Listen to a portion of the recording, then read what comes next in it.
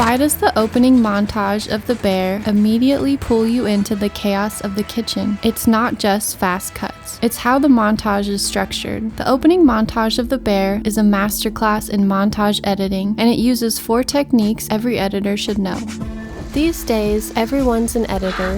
This channel illuminates the art form behind the craft. This is Dissecting the Cut. Today's video is on the bear. Specifically, we will be looking at the pilot episode and explain how you can use editing techniques from the show to improve your own editing. Joanna Noggle and Adam Epstein co-edited the season, but it was Joanna who edited the pilot. Pilots are tricky to edit because you have to figure out the editing style for the whole show. While editing the pilot, the showrunner, Chris Storer, wanted the show to start with a shot of adrenaline. This opening montage is where the editing style of the show was born.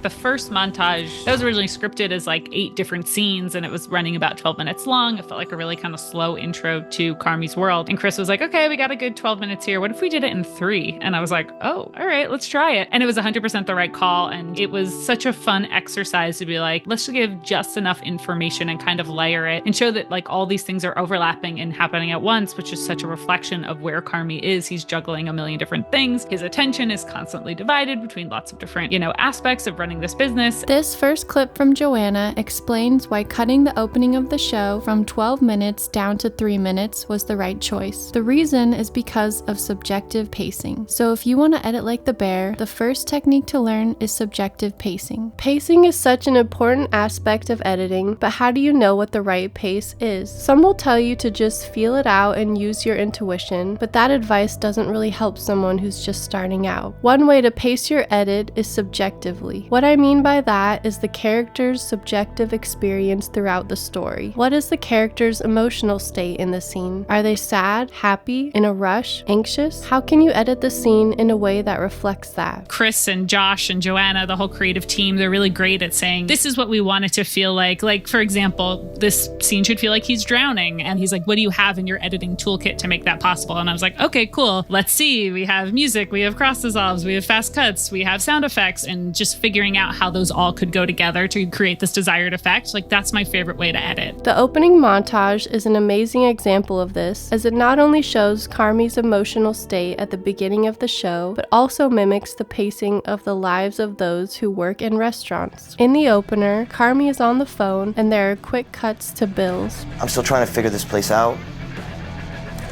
See how Michael was doing everything, and I want to get you your money.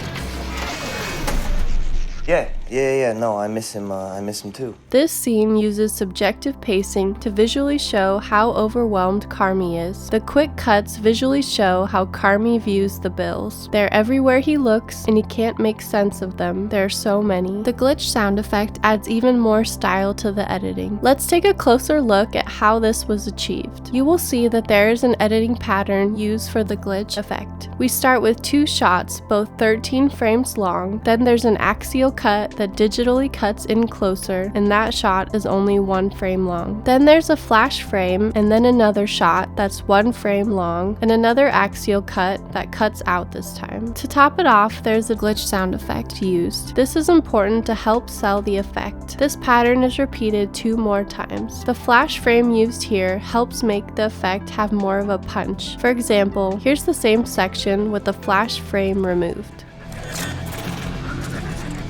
It doesn't have as much of a kick to it. Then there's one last section that builds the moment to a climax. Here it starts with a shot that's 9 frames long, but then builds to a 6-frame shot, then 4 frames and another 4-frame shot, and then the climax is 6 shots with 3 frames each. Joanna is able to edit so fast because the shots are essentially the same. After the climax, there's a dropout in the cutting to reveal the funeral prayer card about the death of Carmy's brother. This dropout cleverly uses a video game sound effect to cut out of the music, so we have a moment of silence. At this point, we then go from shots that are 3 frames long to a close-up shot that's about 21 seconds long. This reflects Carmy's emotional state as he is frantic about the bills. But then when the death of his brother is brought up, that all suddenly disappears. The lack of cutting seems to communicate that he doesn't know how he feels about it. This scene is the first time we are introduced to the pace of the show as a whole. At first, the scene is pretty chaotic, but then it releases for a moment of stillness. This contrast is something we see again and again in later episodes. I feel like if everything was just chaos at all times, it's not that it would be like too much, it would get boring after a while because you would know everything that's coming. The dynamic range, between scenes, I think is the thing that gives kind of strength to each side of the coin. You can't have the quiet without the loud and vice versa. And I think it also mirrors the rhythms of the kitchen in a very direct way. So anything that we can do pace-wise and with variation to mirror that experience of what a chef goes through, what a kitchen goes through. What Adam is talking about is something on this channel we like to call rhythmic structure. Rhythmic structure answers the question, why should you cut? The how to make a cut isn't that complicated thanks to modern technology, but the why behind a cut is harder to learn. Anyone can make a cut, but in order to transition from beginner or intermediate level of editing into expert level, you need to know why you are cutting. Rhythmic structure was briefly explained in the first video about Whiplash. It's all about assigning a structure to the rhythm of the film. But where do you find that structure? There is rhythm all around us in the world. There's rhythm in the rain tapping on a window. A train riding along tracks has a different kind of rhythm. You can take the structure of rhythm that occurs in the natural world and you can apply it to the rhythm of your edit. The bear draws from the rhythms that occur in the kitchen of a restaurant. The thing I like about the style of this show is it's style that always has a reflection either in mirroring the internal emotions of the character in question or very often reflecting the environment that the scene is taking place. The slow, paced out, more deliberate scenes are a reflection of the fact that they're coming out of the chaos and we're going to have the style then mirror that. And then when we're going back in, we're going to be back to the craziness, not because it looks cool, but because we want to get to the emotional center of what these people are going through and where their heads are at. In this example, the editors use the rhythmic structure of cutting vegetables. For 2 weeks. 1 + 1 = you're an asshole, Bobby. Don't call Flay. me Bobby Flay. He taught you how to cook with hands, but none of these wads taught you how to make a pasta. Carmy cutting vegetables is a great place to apply that rhythmic structure, but it's not the only option. You can apply the cutting rhythmic structure to other places as well. Uncle Jimmy wants to buy this place. It's not for sale. I know, that's what I wanted to tell you. That it's not for sale? No, that I think we should sell it to him. So we can flip it into an Applebee's? No. The kitchen of the beef is often in complete chaos, and the editing mimics that chaotic rhythm with fast cutting, but that fast pace is only able to be achieved because of how the scene was directed. If you want fast-paced editing, often the scene will need a lot of coverage and insert shots. Silicone, that shit was straight up fire. Straight up done now, chef. Behind. Yeah, but why? Because I live in Madison Park, dickhead over here. He couldn't figure it out. Housekeeping, chef. Again, what the are you saying? So many things are happening in the kitchen at once. It's easy to overlap action by cross-cutting to all the different characters. A great contrasting example is from the film Boiling Point. This film also portrays a chaotic kitchen, but everything is captured in a oneer.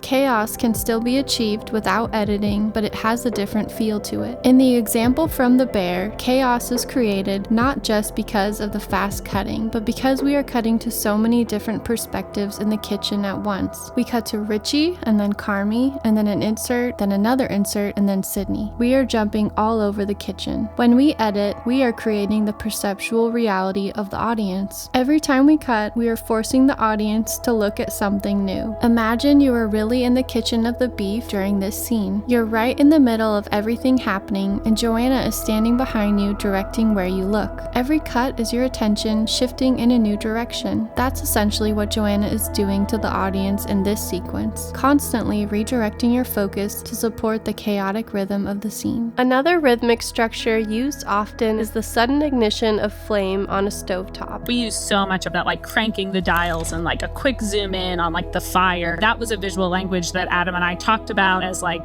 this burst of energy. And it was just always such a great way to kind of build up that excitement before we get into one of our usually crazy montages. This rhythmic structure fits the show so well, not just because it is derived from the kitchen, but also because it's a perfect visual representation of what the pilot feels like. The episode hits the ground running, so it is fitting that the first shots of the montage are cranking dials and flames igniting on the stovetop. These are great visuals to include, but the rhythmic structure can also come from other sources, like camera movement or motion inside the frame. Intentionally in the footage, Adam and I really tried to use things that had quick zoom ins, snap zooms, motion. I think every little moment, it was just like, oh, what can we find that's like moving, moving, moving. Another way editors use rhythmic structure is by editing to music. When you edit to music, you're essentially mimicking the rhythmic structure of the song. This is why finding the right music is so important. It has a huge effect on the cutting of the scene. It's even possible to use the rhythmic structure of a song without having the track play in the scene. We'll be cutting a scene or a sequence to a track pretty much through like the entirety of its initial construction, and then we'll get kind of towards the end and they'll say, let's actually just lose the track entirely, but let's still keep that rhythm of cutting that was very specific to the track that we were playing with. So you get this sort of visual pattern that you probably wouldn't have landed on if you were just doing it from the get-go with no music, or if you had never made it fit more in with the track that we were using, which gives it a kind of a different pace and vibe. If you want to edit like The Bear, you need to learn how to cut advanced montages. Montages are a key tool used in the editing style of the show. They are often underutilized in editing. One of the reasons behind that is because not everyone knows how to edit montages in fresh and interesting ways. Montages are more than just random shots cut together. You can think of them as side dishes served with the episode. When putting together a dish, you don't just throw random ingredients together and hope for the best. You follow a recipe. But when you're editing, you don't have a recipe to follow. So how is this analogy helpful? The chefs at Carmy and Sydney's skill level no longer need to follow recipes. They instinctively know what ingredients go well together. They know when to follow the rules and when to break them. The same is true of an editor. When they watch the footage, they're doing more than just watching. They're internalizing the footage. You could say they have a sort of heightened taste when it comes to picking the ingredients they're going to use for the scene or montage. This heightened sensibility is what makes them capable of crafting something new. Circling back to the recipe analogy, there are recipes for editing. The recipes lie in the editing of past films. But great editors don't just copy what has already been done. They use the recipe as inspiration and then do something similar in a new way that hasn't been done before. For example, Joanna was inspired by a montage in Raging Bull. And one of the things that we were really inspired by is there's like the archival home movies montage that happens in Raging Bull. Originally, this was a lot more of Chicago footage. And when Chris and I were talking about it, it was like, oh, we should really be introducing Carmy and like the generations and generations of people who give him his appreciation for food. Here are some of the specific ways the Bear editors use montages. The first is that they use montages to get into the psyche of the character. I'd say like half the montages are probably scripted or at least like referenced in the script, but a lot of times that's some stuff that like, you know, Chris will just pitch to us or we'll bring to him and be like, I feel like this is a moment where we can like get inside Carmy's head a little bit more. This is a common technique used throughout the show. It's powerful because it gives the audience a direct line into what the character is thinking about or how they are feeling. Common uses include flashback and panic attack montages. A great example is when Carmy finds his knife on the ground and then thinks about his brother. Swear to God. And I'm like, oh my God, where did you get that? Where did you steal that from the museum gift shop? You know, like, who are you, Mr. Bogart? Please, what are we doing here?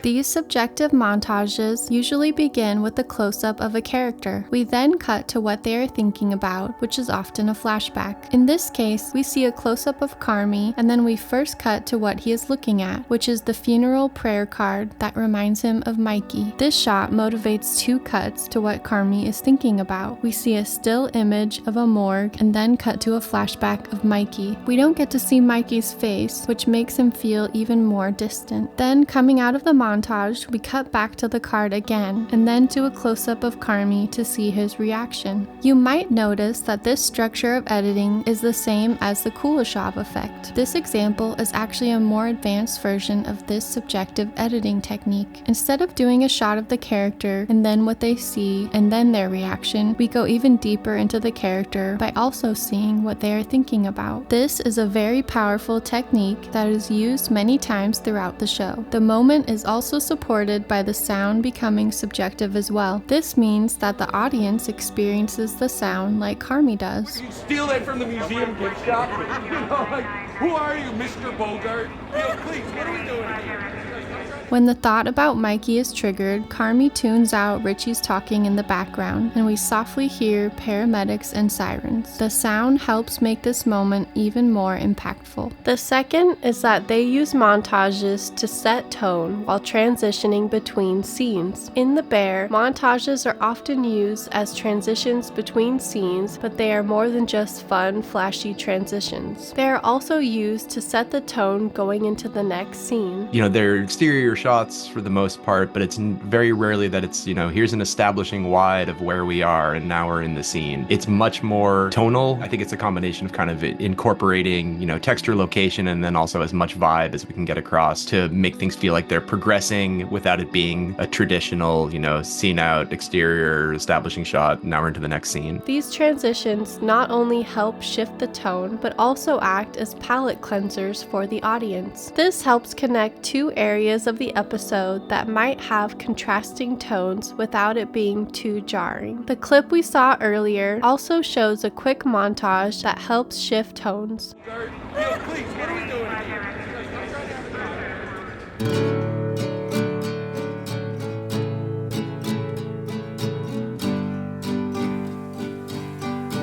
The tone shifts from traumatic to warm, which perfectly sums up the current atmosphere of the beef. The place is a constant reminder of the tragic passing of Mikey, but also has a warm, familiar atmosphere. The people there are a family. This montage helps shift the tone for the next scene with Carmy's sister Sugar. This is the first time she is introduced, so switching to a warmer tone is important for introducing Carmy's closest family relationship. So I feel like anytime we were trying to show like people who are feeling really alone, or maybe we're being transported somewhere emotionally, like we just found like having these kind of like lonely shots of like the subway going past in a wide, or like the Chicago skyline really still at night, like that evokes so much. And when we choose to use like a sunrise shot too, of like, okay, we're starting a new day, maybe we're feeling like hopeful or optimistic. The third is that they use montages to compress scenes. Sometimes the scene calls for a faster pace than what was written in the script. In those cases, montages can be a valuable tool in compressing scenes. Occasionally, we'll in our edit be like, I think this is an opportunity for a montage. I feel like sometimes we'll have scenes that we realize will be better intercut, and we make it into like a little bit of a montage. Like we have an example of that in 208, where there's like a scene where Carmy and Fack are in the walk-in and they're talking about Claire, and it wasn't bad. It just felt very slow compared to the pace that we had set. So Megan and I were like, okay, we have these other great scenes before and after. What if we use this as like a tent pole that we keep coming back to? So that was a way to kind of like intercut and make a little bit of a montage showing like the ensemble cast and keep things moving. Cutting a scene into a number of mini scenes while intercutting can be a great way to keep the pace moving. Just because the episode or film is written a certain way doesn't mean you're locked in to follow that exact structure. It's best to start by following the script, but then that's where the experimentation can begin. I feel like our first cuts are usually pretty close to the script, and then after that it's very much a conversation of like, oh, actually this scene should go in this episode, or what if we intercut this scene? What if we build out a montage here? Intercutting longer scenes is an easy way to increase the pace and compress scenes, but sometimes the best way is to cut things out entirely. You usually don't need as much exposition as what's written in the script. Often in editing, less is more. Exposition is very important to be mindful of when editing. Too much exposition gets boring to watch. To fix that, you want to cut out unnecessary information. information. Even when we were cutting the pilot, there was like a lot more exposition in the opening, and Chris was like very smart in the way that he was like, let's trust the audience. Let's give them just enough to like get what they need, but also have people like lean in. I think, anytime we can not spell things out in a way that kind of asks the audience to take like one step closer to taking in all the information just makes for a more kind of like rewarding and engaging experience for everybody. The fourth is that they do a lot of temp sound design while editing. We spend a lot of time on the temp mix and the temp sound design, just because, like you said, it's so crucial to creating the environment of the show. If you want the audience to have a visceral reaction, which a lot of times we do, sound is just one of those tools in our toolkit. Sound is what really immerses the audience into the story, so it shouldn't be taken lightly. Even though sound will be finalized later, that doesn't mean an editor shouldn't work on it. Sound editing can affect the picture editing, so it's important to work on it during the editing process. If you just add a little bit of a sound effect, a lot of times you can like cut away from a shot even sooner, because it's not just like, oh, I only have 10 frames to look at this beef being flipped. It's like, oh, if you hear a little bit of a sizzle, you're going to like connect that even more quickly what's happening. I think adding whatever sound effects to build up that montage just helped me be more confident cutting a little bit faster, realizing we could even put a little bit more information into this. Sound is often the reason you are able to cut at a very fast pace. If you try to cut very fast without sound supporting, it will look cheesy. This is because unmotivated fast cutting is unnatural and feels forced. One of the easiest ways to motivate quick cuts is sound. A great example to show this is actually the first clip we looked at earlier with the glitch effect. Here's how it looks without the glitch sound effect. See how Michael was doing everything, and I want to get you your money. It's definitely not as effective. This is because the music and the sound effects are what build the moment to a climax that the picture can then match visually with the quick cuts. The glitch sound effect is essential because it helps motivate the fast cuts and flash frames. This moment is actually using the rhythmic structure of a glitch. The glitch sound effect is essential because it helps motivate the fast cuts and flash frames. If you want to cut something to a certain rhythmic structure, often you will want to use the sound you're drawing the structure from. This will help motivate the visual cut to be the same rhythm of the sound. For example, in Whiplash, the rhythmic structure used is the jazz drummer. Because of this, it's actually the sound of the drumming that makes the fast cutting possible. It's what motivates the quick cuts in the music scenes. For the glitch example, the sound effect of the glitch is needed to help motivate this quick pattern of cutting. See how Michael was doing everything, and I want to get you your money.